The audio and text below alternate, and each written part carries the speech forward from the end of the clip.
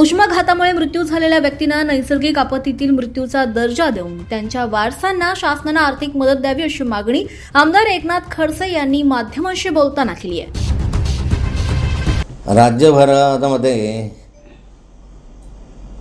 मोठ्या प्रमाणावर उष्णतामानामध्ये वाढ झालेली आहे आणि संपूर्ण राज्यच अगदी सिंधुदुर्गसारखा तालुका त्यापासून जसे थंड हवेचे ठिकाणं म्हणतात महाबळेश्वर वगैरेसारखे यांच्यामध्येही आता उष्णतामान वाढतं आहे आणि हा उष्णतामानाचा चटका आज सर्वसाधारण नागरिकांना बसतो आहे, जनावरांना बसतो आहे. सर्वत्र पिण्याच्या पाण्याची टंचाई जाणवते आहे. पण सरकारच्या माध्यमातून पिण्याच्या पाण्याच्या टंचाईसाठी काही खास उपाययोजना, टंचाईच्या निवारणासाठी काही खास उपाययोजना अद्याप तरी दिसत नाही. टँकरची मागणी होते पण सरकारकडून टँकर पुरवले जात नाही. पिण्याच्या पाण्यासाठी नंदुरबार, धुळे, जळगाव वगैरे अनेक शहरांमध्ये पिण्याच्या पाण्याचे तुट आहे. तसे ग्रामीण भागामध्येही आदिवासी वस्त्यांमध्ये दूरवरून पाणी आणावं लागतं पण अजून तिथे टँकर लागलेले नाही. जनावरं आता घरापासून लांब चारा ज्या ठिकाणी आहे तिथं आता शेतकरी न्यायला लागलेले आहे. सरकारने या ठिकाणी जनावरांसाठी छावण्या सुरू केल्या पाहिजे, चाऱ्याच्या छावण्या सुरू केल्या पाहिजे अशी माझी मागणी आहे. अजूनपर्यंत महाराष्ट्रामध्ये गुरांच्या चाऱ्यासाठी छावण्या सुरू झालेल्या नाही आणि ह्या सर्वदूर सुरू करण्याची आवश्यकता आहे.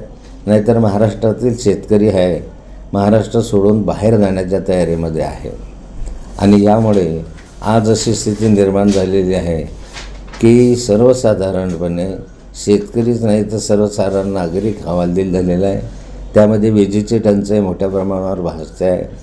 विजेच्या जाण्या-येण्याचं प्रमाण मोठ्या प्रमाणावर जाणवत आहे.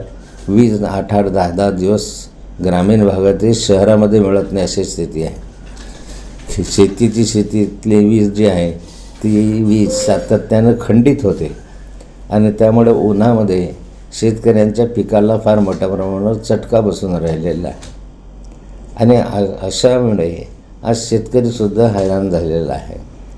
आणि अशा मोठ्या तापमानामुळे आज जळगावचं तापमान हे 46च्या आसपास आहे. कदाचित ते उद्या 47-47च्या वर जाईल असं सांगण्यात येत आहे.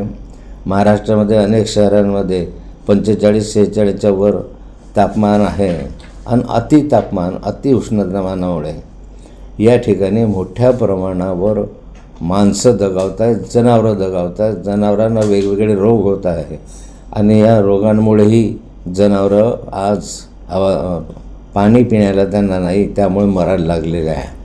या ठिकाणी हे अतिउष्णतेमुळे माणसं जे मरत आहेत तर या माणसांना मरणाऱ्या कुटुंबाला काही मदत मिळाली पाहिजे.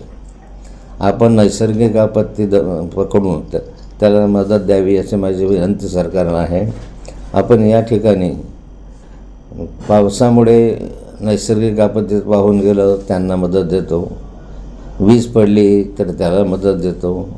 अशा अनेक ठिकाणी त्या ठिकाणी वीज वेगवेगळे ह्याची मदत आपण करत असतो आणि या ठिकाणी मी 21/4/2026 पासून सरकारकडे सातत्यानं पाठपुरावा करतो आहे.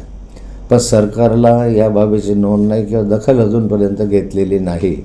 त्यामुळे सर्वसाधारण अतिउष्णतामानाचा फटका बसलेल्या नागरिकांच्या कुटुंबांना किमान 10 लाख रुपयाची मदत सरकारच्या माध्यमातून द्यावी अशी माझी विनंती आहे. आणि या उष्णतामानाची नोंद सरकारने घ्यावी.